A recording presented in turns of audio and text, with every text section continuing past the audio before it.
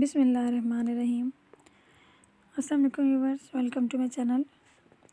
روزہ دار کو نڈال کرنے میں سحری اور افطاری میں حد سے بہت زیادہ کھانا بھی شامل ہوتا ہے، اس لیے ہمیشہ اعتدال میں رہ کر کھائیں، کیونکہ افطاری میں بہت زیادہ تلی ہوئی اشیاء کھا لی جائیں تو اس کے بعد بدہضمی کا سامنا ہوتا ہے اور پھر روزہ دار نڈال ہونا شروع ہو جاتا ہے اور کمزور پڑنے لگتا ہے۔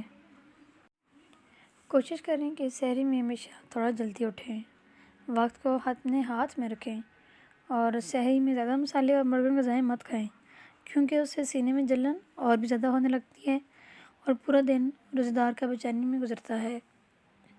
روزہ دار کو چاہیے کہ وہ بنسپتی گھی کا استعمال نہ کریں، سحری میں روٹی کھائیں، پراٹھا نہ کھائیں، ورنہ پورا دن بدہضمی کا شکار ہوگا۔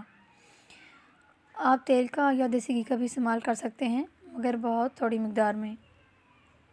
زیادہ مشقت اور محنت والے کام نہ کریں، ورنہ شروعات سے ہی کمزوری اور نڈال پن محسوس ہوگا۔ تیز گرمی کے وقت باہر نہ نکلیں، اگر ضرورت پڑنے پر باہر نکلنا پڑے تو سر پر گیلا تولیہ رکھ کر باہر نکلیں۔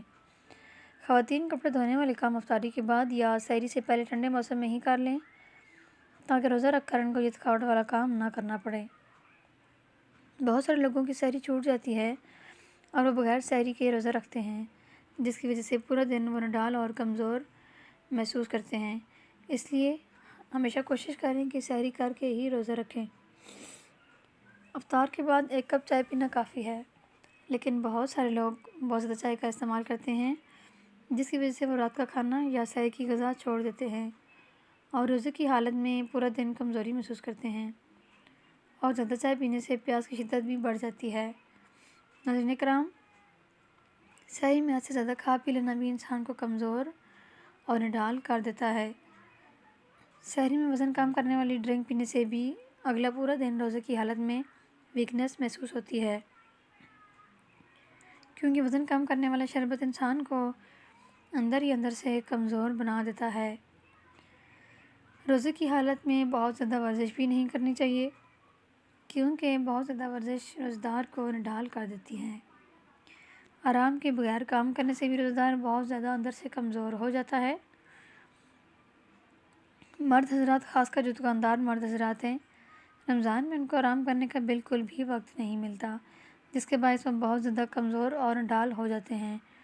اس لیے ہمیشہ اپنی صحت کا خیال رکھیں۔ ناظرین کرام، دن میں حد سے زیادہ سونے کی عادت بھی روزہ دار کو کمزور اور نڈال کر دیتی ہے۔